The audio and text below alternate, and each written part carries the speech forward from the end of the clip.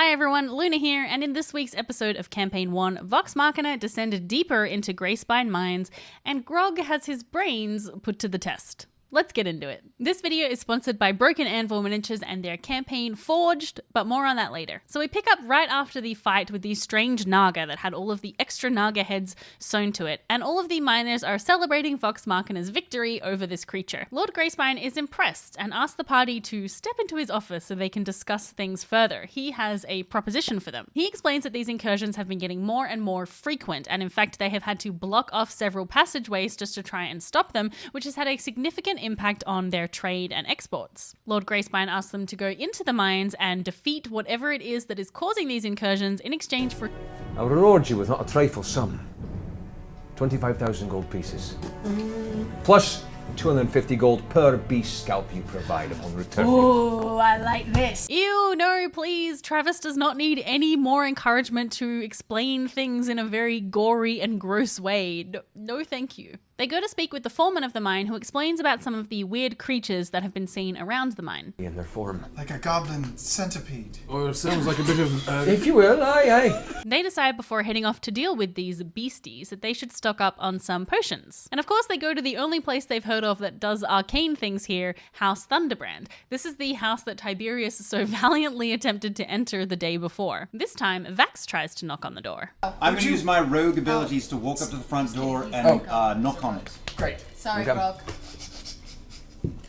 I have one job. Is that See if like I is that detect a a talent? bell Is that a or- talent? To you picked? take Is that a damage. feat? So, you walk towards the grass. Yes. You step onto the walkway that leads towards the front of the building. As soon as you cross into the threshold where the stone signals are, you make a dexterity saving throw. Oh, no. Roll well, my This is brother. really not good for their business. 12.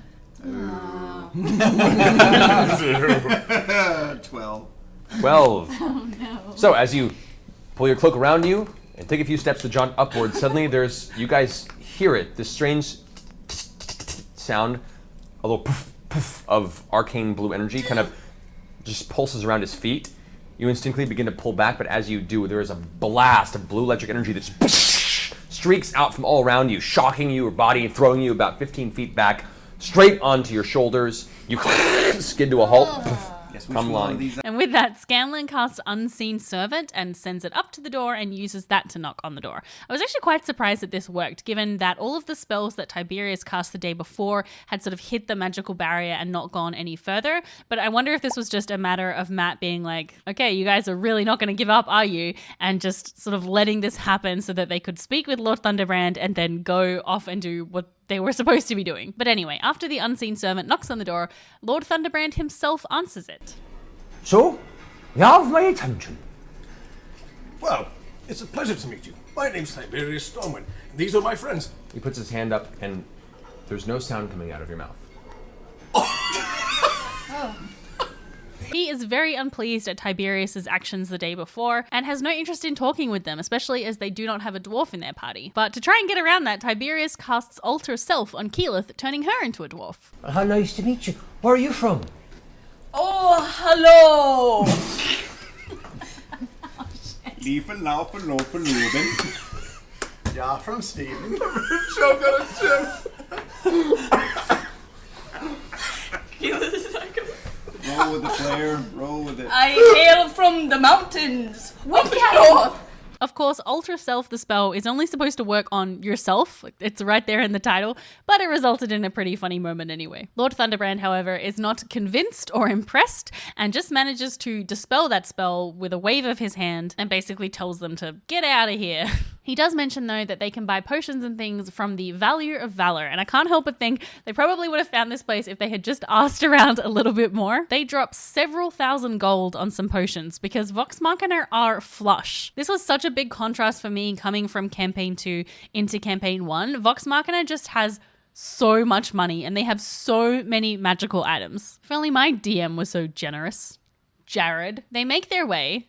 Every time Matt says that in these Campaign 1 episodes, I just go, make my way, even though the cast are not doing it. They make their way to the mine. As they go deeper down, they find signs of struggle, find signs of dwarves being dragged, and by their tracks, it looks like these dwarves were dragged by other dwarves. most likely Duragar, and these drag marks lead into a freshly blasted tunnel. However, there are 2 bodies that are being dragged with no footprints whatsoever. What? Being used like skateboards. They travel for about 4 hours and they get to a large cavern with an underground river. They spot a light in the distance and they're wondering what to do next. All of you hear 2 loud, cacophonous, thunderous slam sounds Definitely hit like on the ground next to you. Quickly whisper to my And I just sister go, to the boundaries. Umber Hulks are these strange-looking creatures that have this confusing gaze ability. On a failed saving throw, the target ends up doing a random action as determined by a roll of the dice, and the creature uses this ability on Vex. And combat initiates. Keyleth does some attacking as a cave bear, Vax does his sneaking stabbing business, Grog goes into a frenzied rage, Percy fires his gun. The idea of gunslingers in fantasy settings will never not be funny to me. However, one of the big standout moments of this fight for me was with Percy. I'm taking my second shot. All right. Shoot it in the mouth. oh wait, but it's disadvantage. You have I rolled twice. I rolled a 19 and a 20, which Which means are it both doesn't your matter, critical, which are right? both my criticals. Yeah! So I critical adding Sick, disadvantage. nasty. Just point. Yeah. Another favorite moment is when Scanlan polymorphs one of the Umber Hulks into a snail. Right. Can you do that?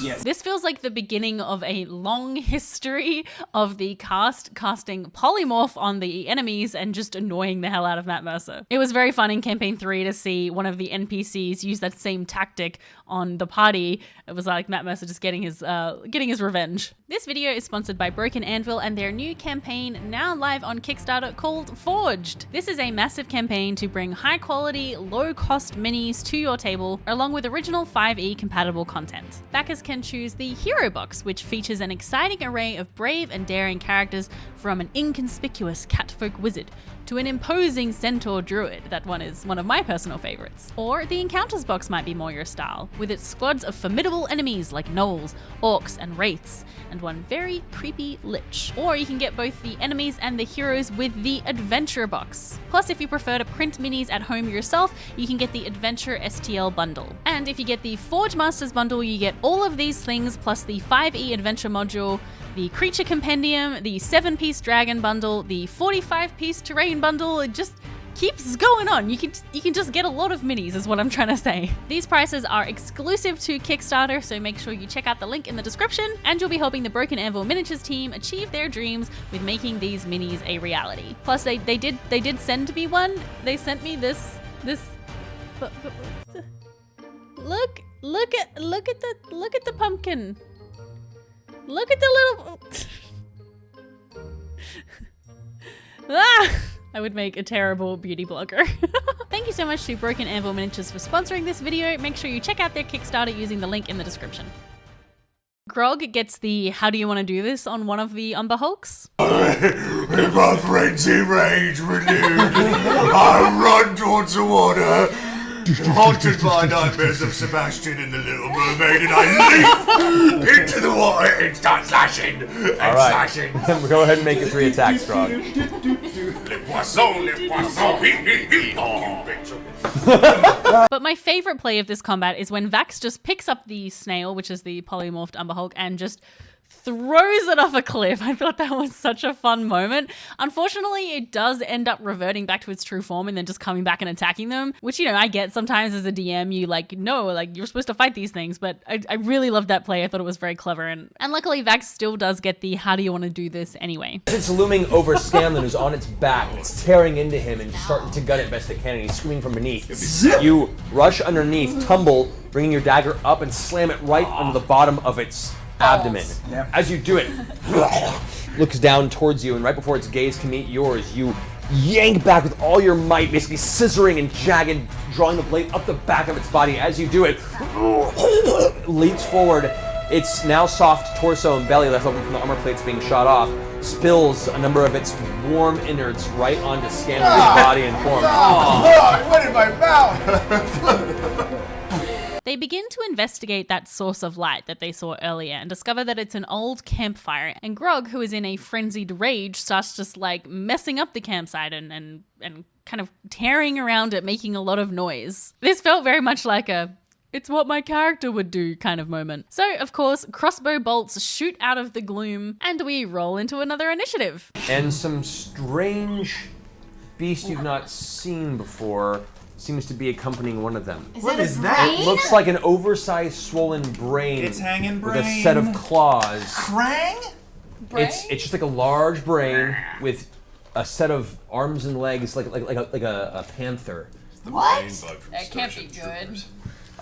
This creature is an intellect devourer, and it is so gross. I really hate the artwork for this creature. It just creeps me out a lot. The party start fighting the Duragar and the intellect devourer, but Grog is attacked by it. Out of the cloud, looks over at you, He's Grog, beyond Oh wretched. no. and just kind of bears down for a second, and you feel this intrusion No. in your mind. On my professorial mind. Go ahead and make an intelligence saving throw. Oh, those aren't good for you. Well, this Never ends is. poorly. Oh, good. My modifier is -2, so yippee-ki-yay. 6. All right. Good roll. Doesn't Good seem roll. That's a Good number. roll. You suffer 9 points of psychic damage as there's just a blast of excruciating pain in the center of your brain. It actually shakes you a moment from your rage, which then fills your mind once again. Somebody needs a juggernaut helmet. Also, you suffer Yeah, he needs the full 8 Magneto. points of intelligence damage, technically. You immediately fall unconscious.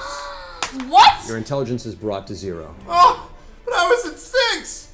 We gotta kill that thing. So I Grog's intelligence is completely drained by its devour intellect ability, leaving him with a -2 because he already started with a quite low intelligence of 6. And this is a really bad time for this to happen because they don't have their cleric with them. Pike, where are you? I have to do this alone, buddy. Tiberius kills the Intellect Devourer with a glacial blast, which is a really good thing because the other ability that an Intellect Devourer has is its body thief ability. So it says here that the Intellect Devourer initiates an intelligence contest with an incapacitated humanoid. If it wins, the Intellect Devourer magically consumes the target's brain, teleports into the target's skull, and takes control of the target's body. Whilst inside a creature, the Intellect Devourer has total cover against attacks and other effects originating outside its host.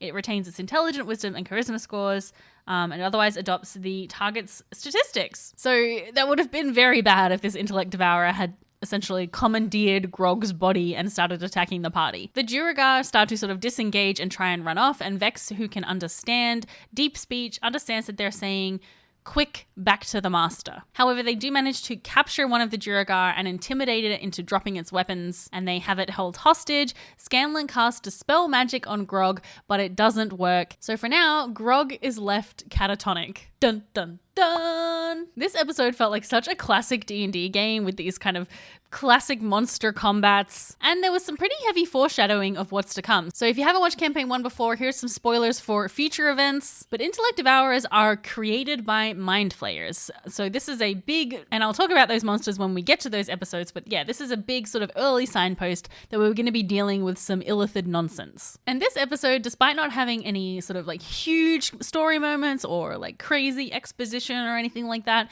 it was still momentous nonetheless because it signaled the beginning of an era of roasting Matthew Mercer for the way that he pronounced sigil. Towards the front of the building. As soon as you cross into the threshold where those stone sigils are, you make a dexterity saving throw. I really feel for him because as a YouTuber who says things wrong quite often because I learnt a lot of words through reading them and not hearing them, the comments can be relentless, and I can't even imagine what it would be like on a scale such as like Critical Role, just constantly being corrected and called out on something that you said wrong. So I'm sorry that I am also doing it in this video, but I send love.